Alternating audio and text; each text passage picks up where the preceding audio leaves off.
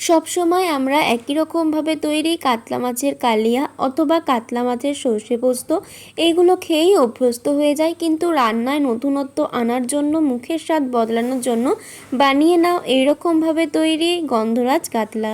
নমস্কার বন্ধুরা, মিঠু অ্যানিরিয়া কুকিংয়ে তোমাদের সকলকে স্বাগত।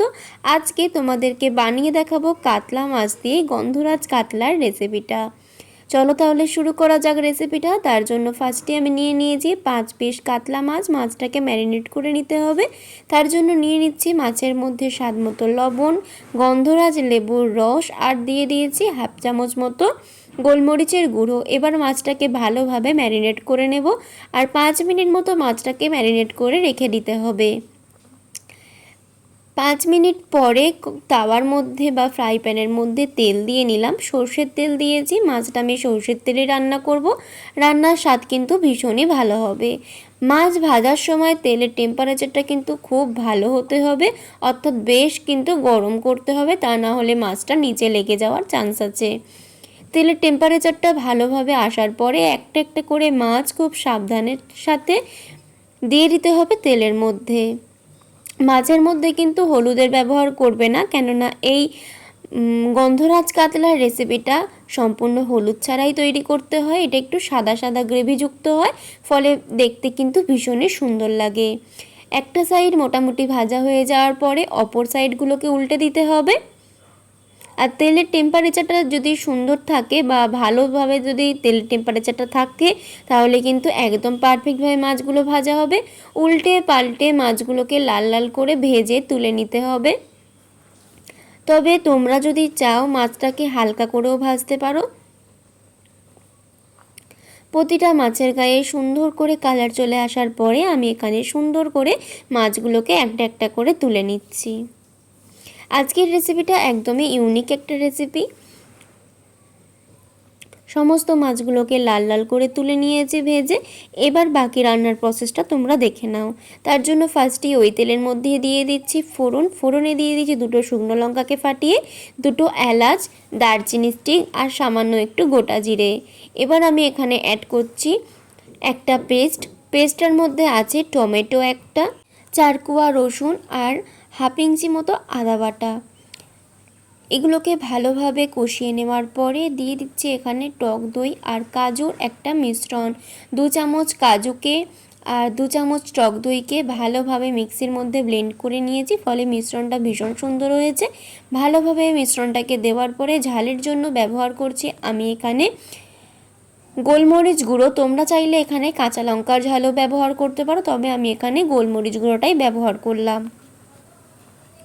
ভালোভাবে মশলাটাকে সুন্দর করে কষিয়ে নিয়েছি। আর যেহেতু কাজু দেওয়া আছে সেহেতু নিচে লেগে যাওয়ার একটা চান্স থাকে, তাই অল্প একটু জল দিয়ে দিলাম। এবার এখানে অ্যাড করছি গুঁড়ো মশলার মধ্যে ধনে গুঁড়ো।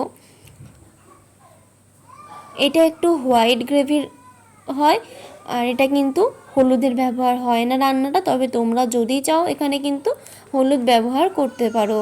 মশলাটাকে ভালোভাবে কষিয়ে নেওয়ার পরে দিয়ে দিলাম পরিমাণ মতো জল। জলটাকে দিয়েও ভালোভাবে একবার মিক্স করে নিচ্ছি। গ্রেভিটা একটু ফুটে ওঠার পরে এর মধ্যে দিয়ে দিতে হবে স্বাদ মতো লবণ। লবণটা দিয়ে ভালোভাবে মিশিয়ে নিয়ে গ্রেভিটাকে এবার আরও একটু ভালোভাবে ফোটার জন্য ওয়েট করব। গ্রেভিটা যখন টকবক করে ফুটবে তখন এর মধ্যে দিয়ে দিতে হবে ভেজে রাখা মাছের টুকরোগুলো।